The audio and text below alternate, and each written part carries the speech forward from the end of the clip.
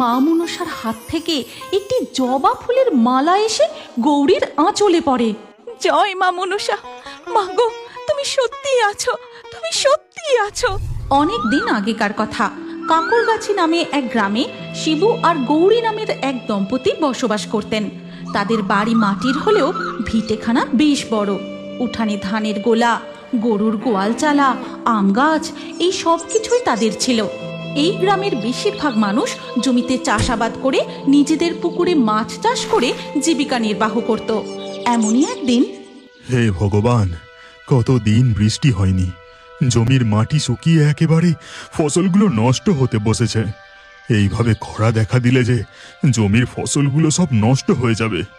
খাবই বা কি আর বিক্রি বা করব কি? এই কথা ভাবতে ভাবতে শিবু জমি থেকে বাড়ি ফিরে আসে। আর শিবুকে দেখেই তাদের ধবলি গরু বুঝেছি বুঝেছি, আর ডাকাডাকি করতে হবে না। এতক্ষণ তুই আমাকে দেখতে পাসনি, তাই এত ডাকাডাকি। দাঁড়া, তোকে কিছু খেতে দিই। এই কথা বলে শিবু কিছু ঘাস নিয়ে ধবলি গরুকে খেতে দেয়। তখন শিবুর স্ত্রী গৌরী ঘর থেকে বেরিয়ে বলে, ও তুমি জমি থেকে ফিরে এসেছো? নাও, এবার হাত পা ধুয়ে রান্নাঘরে চলো, দুমুঠো কিছু খেয়ে নাও। এরপর গৌরী রান্নাঘরে গিয়ে তার স্বামীর জন্য ভাত বাড়ে। শিবুও হাত মুখ ধুয়ে রান্নাঘরে এসে খেতে বসে। হ্যাঁ গো, জমির ফসলগুলো কেমন দেখলে? সূর্যের তাপে জমির মাটি একেবারে শুকিয়ে গেছে গো। সব ফসল নষ্ট হতে বসেছে। এর মধ্যে বৃষ্টি না হলে কি যে হবে কি জানি। এরপর কেটে যায় আরও বেশ কিছুদিন। বৃষ্টি হবার কোনো লক্ষণই নেই।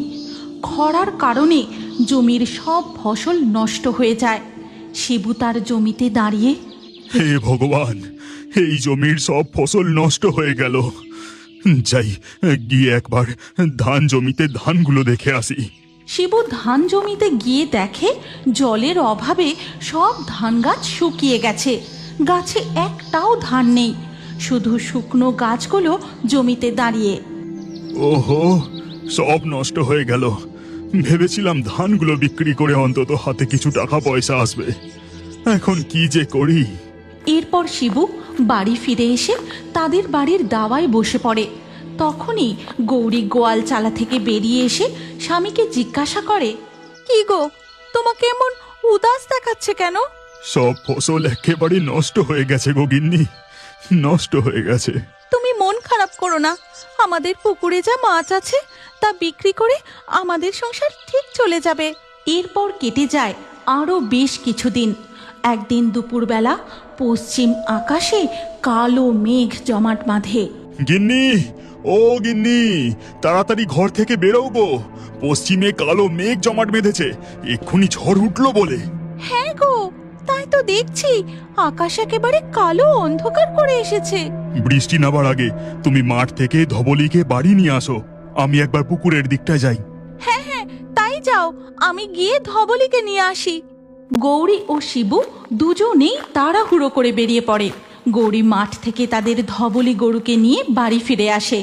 আর তখনই শুরু হয় ঝড় আর মুষলধারে বৃষ্টি। শিবু বৃষ্টিতে ভিজতে ভিজতে বাড়ি ফিরে আসে। বাবারে বাবা, কি জোরে বৃষ্টি হচ্ছে, যেন মনে হচ্ছে একেবারে সব ভাসিয়ে দেবে। বৃষ্টির সাথে শো শো করে ঝড় বইতে থাকে, সাথে বাজ পড়তে থাকে।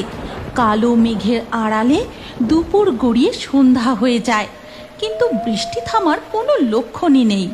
ঝড় আর বাজ পড়াটা তো কমলো, কিন্তু বৃষ্টি থামার যে কোনো নামই নেই। হ্যাঁ, এ যে একেবারে মেঘ ভাঙা বৃষ্টি। যাই হোক, চলো এবার আমরা খাওয়া দাওয়া করে শুয়ে পড়ি। হারিকেনের আলোয় শিবু ও গৌরী রাতের খাওয়া দাওয়া সেরে শুয়ে পড়ে। ধীরে ধীরে রাত আরও গভীর হয়, কিন্তু বৃষ্টি তখনও থামে না।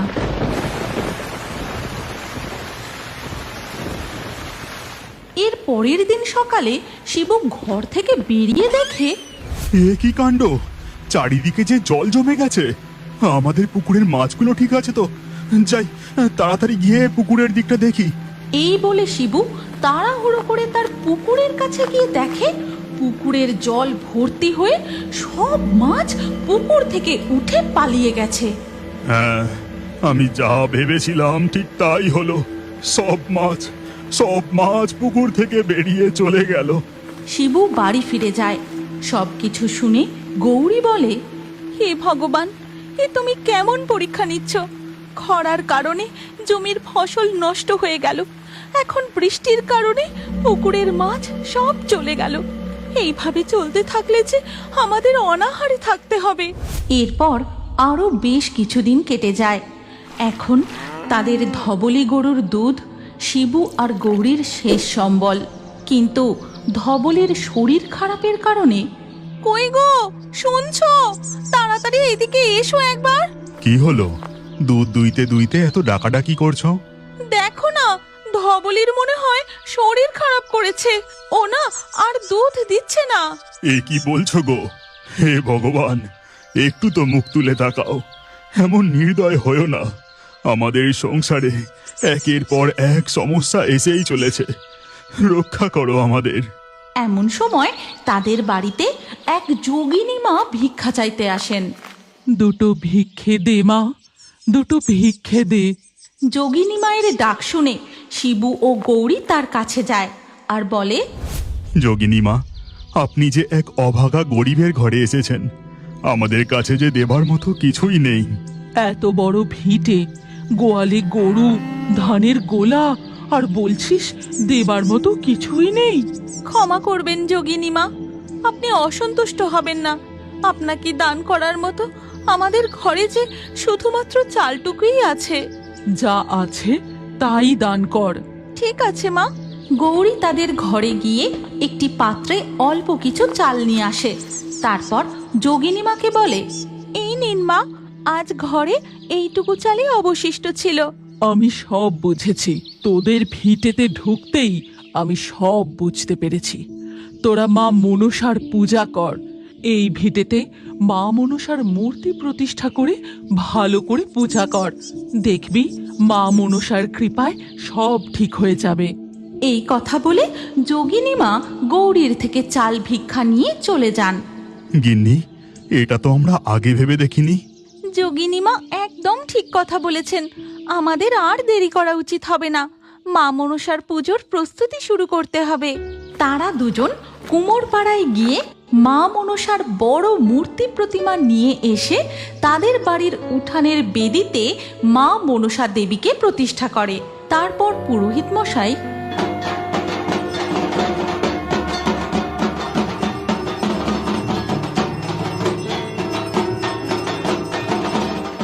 আমার পুজো করা হয়ে গেছে।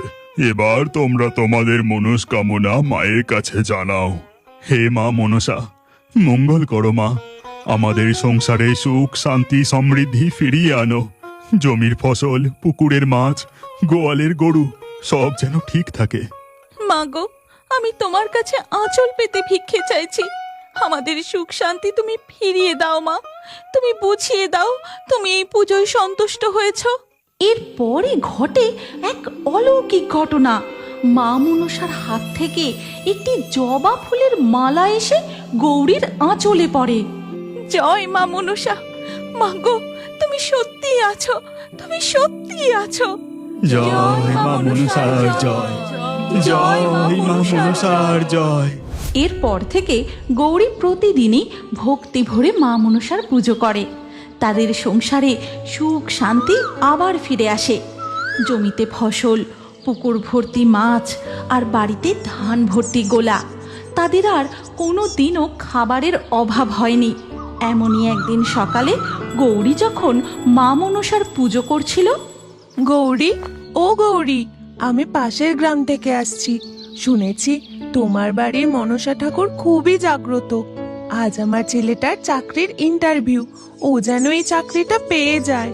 তুমি তোমার মনের কথা মা মনসার কাছে ভক্তি ভরে জানাও। দেখবে মা মনসা তোমার মনস্কামনা ঠিক পূরণ করবেন। এরপর থেকে মা মনসা দেবীর নাম দূর দূরান্তে ছড়িয়ে পড়ে। ভক্তরা মনের আশা নিয়ে মা মনসার কাছে ছুটে আসেন। এই গল্পের পরবর্তী পর্ব যদি তোমরা দেখতে চাও তাহলে কমেন্টে নেক্সট পার্ট অবশ্যই লেখো।